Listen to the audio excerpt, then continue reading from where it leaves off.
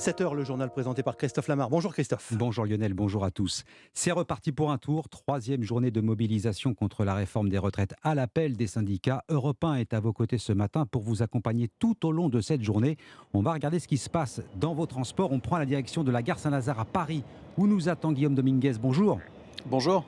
Guillaume, c'est un peu moins compliqué que la semaine dernière quand même, hein.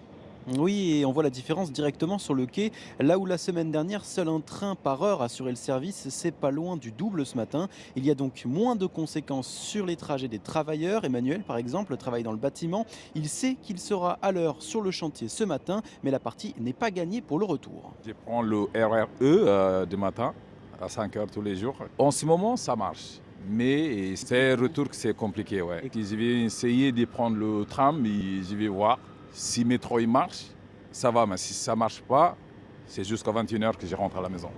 En revanche, les conséquences du mouvement de grève se font sentir sur la circulation des métros. En dehors des lignes automatiques, le trafic est très aléatoire ce matin. Clarisse a terminé sa garde de nuit à l'hôpital. Impossible pour elle de savoir quand est-ce qu'elle va pouvoir rentrer à la maison.